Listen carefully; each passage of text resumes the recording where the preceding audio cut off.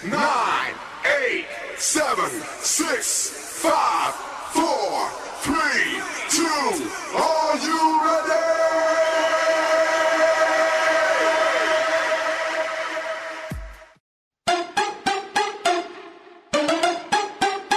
Hello, मैं पूजा।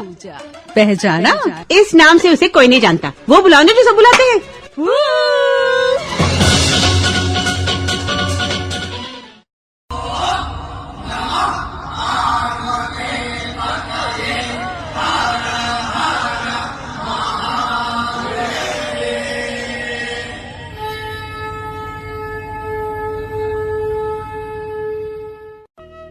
बनारस के number 1 radio station आपकी वाणी आकाशवाणी एफएम पर आप सुन रहे हैं आपका favourite morning show good morning Banaras. क्या बात है, सावन के रंग में रंगे हुए आज हम आ पहुंचे हैं इसके आखिरी पड़ाव पर। बनारस सावन का महीना कब शुरू हुआ और कब खत्म होने वाला है पता ही नहीं चला।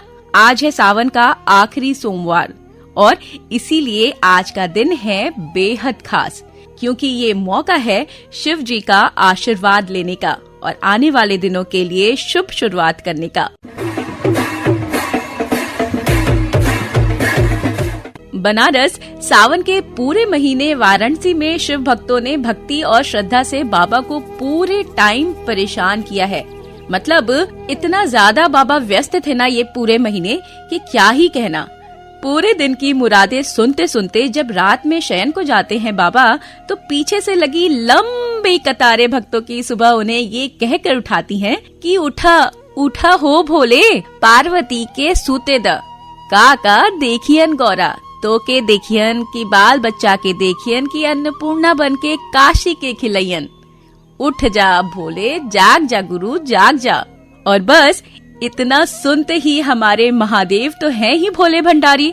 बड़े प्यार से जब कोई उन्हें पुकारता है तो वो यूं ही दौड़े चले आते हैं। इतने हक और इतने अधिकार से हम बनारसी ही बाबा को बुलाते हैं, है ना। बनारस शिव जी ये सिर्फ एक नाम नहीं है, ये एक पूरा ब्रह्मांड है। कभी वो भोले हैं, सबकी सुनते हैं, सबको आशीर्वाद देते हैं, इसीलिए भोलेनाथ कहलाते हैं।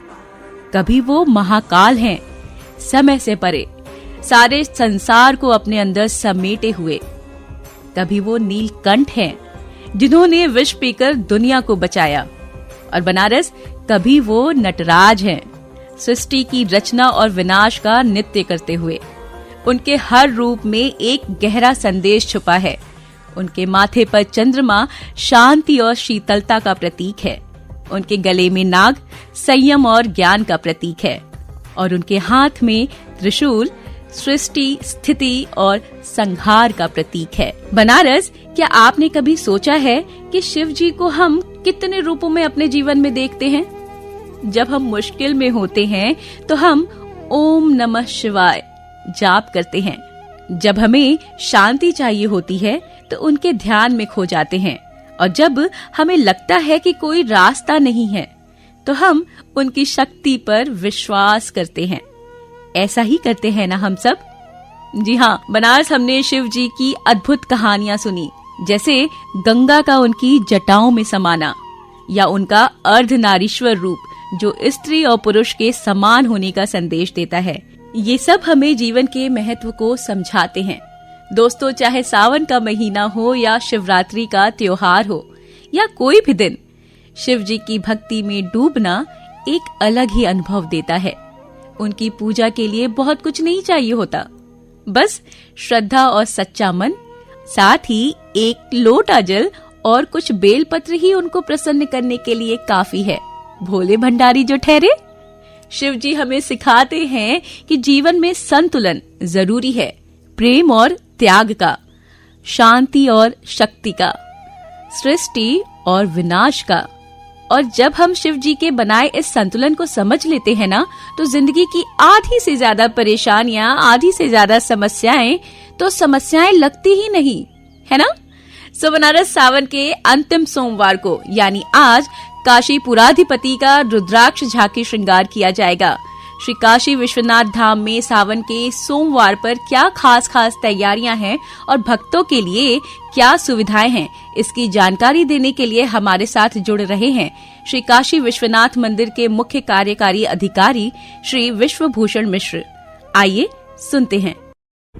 श्रावण मास में निरंतर श्री काशी विश्वनाथ धाम में सभी तैयारियां पूर्ण करते हुए दर्शनार्थियों को सुलभ दर्शन उपलब्ध कराए जा रहे हैं। सभी प्रकार की सुविधाएं यथा जर्मन हैंगर की सुविधा, जो हमारा इंडस्ट्रियल कूलर से उनकी सुविधा, आरओ पानी की सुविधा, ग्लूकोज वाटर के वितरण की सुविधा, मेडिकल हेल्प डेस्क की सुविधा, खोया पाया सुविधाएं इत्यादि उनको उपलब्ध कराई जा रही हैं। श्रावण के सभी सोमवार बहुत ही कुशलतापूर्वक संपन्न हो चुके हैं। अंतिम सोमवार का हम लोग निभाएंगे, उसके लिए हम लोग जो है पूरी जिम्मेदारी के साथ लगे हुए हैं। मंडलायुक्त महोदय जो कार्यपालक समिति के अध्यक्ष भी होते हैं, उनके द्वारा त्रिवेणी संगम के जल से महादेव का अभिषेक करते हुए एक विशेष पूजा भी इस आशय से संपन्न की गई है।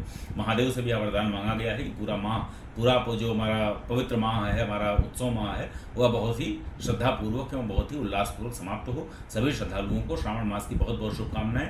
इसके साथ ही काशी विश्वनाथ मंदिर जो अपना निरंतर एक सामाजिक अपील भी जारी कर रहा है, उसके अंतर्गत आप लोगों से यह अनुरोध है कि किसी भी प्रकार का पॉलीथीन और प्लास्टिक की वस्तुएं लेकर धाम में प्रवेश न करें। जो आपके घर से न लाने वाली वस्तुएं हैं जिनका यहाँ प्रयोग प्रतिबंधित है, यथा आपका मोबाइल फोन हो गया, ब्लूटूथ हो गया, बड़े बैग हो गए, ये अपने घर पर ही छोड़ कर आएँ, ठहरने के स्थान पर छोड़ कर आएँ। खाली पेट पंक्तियों में न लगे। जब बड़ी संख्या श्रद्धालुओं की हो जाती है तो उस समय कई बार इसके कारण भी ग्रसाने की संभावना होती है, समस्या होती है। सभी श्रद्धालुओं को श्रावण सोमवार की, श्रावण माह की बहुत बहुत शुभकामनाएं। Thank you so much sir. Banaras आप सुन रहे हैं आपका favourite morning show good morning Banaras, मेरे यानी पूजा के साथ। स्टूडियो की घड़ी में सुबह के 7 बज चुके हैं। आज दिन है सोमवार का और तारीख है 4 अगस्त। तो चलिए बढ़ते हैं कार्यक्रम में आगे और जानते हैं क्या खास हो रहा है देश, दुनिया और अपने शहर बनारस में आज।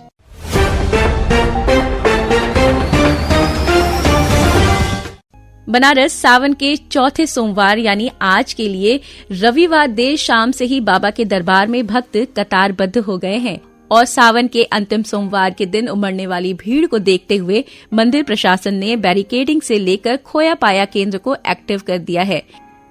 बनारस सावन के अंतिम सोमवार दर्शनार्थियों और कांवड़ियों की भीड़ को देखते हुए यातायात पुलिस ने ट्रैफिक डायवर्जन जारी किया है। बाहरी वाहनों की शहर में एंट्री प्रतिबंधित रहेगी। 6 रूटों पर ऑटो, ई रिक्शा को वैकल्पिक मार्ग से गुजरना होगा। डीसीपी यातायात के अनुसार मंगलवार की सुबह 8 बजे तक किसी भी वाहन का संचालन नहीं होगा। सामान्य दिनों में अन्य वाहन आवाजाही कर सकेंगे। Banaras no vehicle zone route ये हैं: बेनिया से रामापुरा, रामापुरा से खारी कुआं और जंगमबाड़ी से गदौलिया, गुरुबाग तिराहा से लक्सा, लक्सा से रामापुरा, मैदागिन से गदौलिया, पियरी चौकी से बेनिया तिराहा, ब्रॉडवे से अग्रवाल, सोनारपुरा से मदनपुरा और गदौलिया तक, सूजाबाद से भदोई चुंगी, भदोई चुंगी से विशेश्वरगंज, विशेश्वरगंज से मैदागिन तक और लंका से सामने घाट। इन जगहों पर नो व्हीकल जोन रूट लागू हो गया है। बनारस विद्युत आपूर्ति की दशा में जल्द बड़ा बदलाव देखने को मिलेगा। स्मार्ट सिटी और ऊर्जा सुधार योजना के तहत शहर को 126 करोड़ रुपए की बड़ी सौगात मिली है। इसके तहत ट्रांसफार्मरों की संख्या में बढ़ोतरी, ओवरलोड क्षेत्रों में नेटवर्क सुधार और ट्रिपिंग जैसी समस्याओं के स्थायी समाधान पर काम होगा। गर्मी, लोड और जर्जर व्यवस्था के कारण उपभोक्ताओं को जो परेशानी हो रही थी वह अब खत्म होने की ओर बढ़ रही है। यह योजना न सिर्फ शहरी इलाकों बल्कि ग्रामीण क्षेत्रों तक विस्तारित की जाएगी, जिससे खेत से घर तक हर जगह बिजली की स्थिति सशक्त होगी। बनारस आगामी 9 अगस्त को रक्षाबंधन है। यह दिन बहनों और भाइयों के पवित्र रिश्ते को मनाने का दिन है, लेकिन इस बार का रक्षाबंधन कुछ अलग और खास है। इस बार की राखियां सिर्फ रिश्तों की नहीं बल्कि राष्ट्रभक्ति और सुरक्षा बलों के सम्मान की भी कहानी कह रही हैं। बाजारों से लेकर स्कूलों और संस्थाओं तक हर जगह देश प्रेम की झलक राखियों में साफ नजर आ रही है। इनमें सिर्फ रंग बिरंगे धागे नहीं बल्कि देश के लिए बहनों का समर्पण, गर्व और आभार भी बंधा है। बहनों ने इस बार सिर्फ अपने भाइयों के लिए नहीं बल्कि उन अजनबी वीरों के लिए भी राखियां बनाई हैं जो सरहदों पर अपने प्राणों की बाजी लगाकर इस देश की रक्षा कर रहे हैं। यह दर्शाती है कि वीरों के लिए आम जन का हृदय कितना प्रेम से भरा हुआ है। बनारस, ये तो बात हो गई क्या खास हो रहा है देश, दुनिया और अपने शहर बनारस में आज। और अब चलते हैं इतिहास की गलियों में और जानते हैं आज के दिन के इतिहास को। –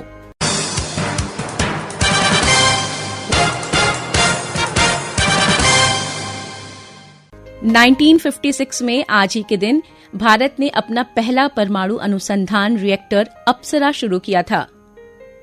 4 अगस्त 2008 को शिपिंग कॉरपोरेशन ऑफ इंडिया को भी नवरत्न का दर्जा दिया गया था। आज ही के दिन 2004 को नासा ने अल्टिक्स सुपर कंप्यूटर केसी का नाम कल्पना चावला के नाम पर रखा।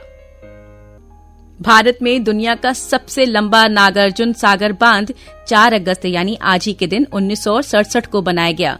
आज ही के दिन यानी 4 अगस्त 1961 को अमेरिका के 44वें राष्ट्रपति बराक ओबामा का भी जन्म हुआ था।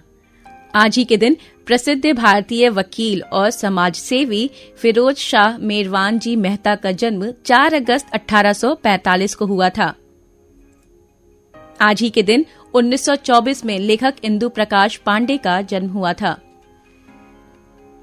आज ही के दिन यानी 4 अगस्त 1929 को एक लड़की भीगी भागी सी गाने के मशहूर बॉलीवुड एक्टर और सिंगर किशोर कुमार का जन्म हुआ था। इस गाने के सुपरहिट होने के बाद किशोर कुमार एक मशहूर एक्टर और उससे भी ज्यादा एक सिंगर बन गए।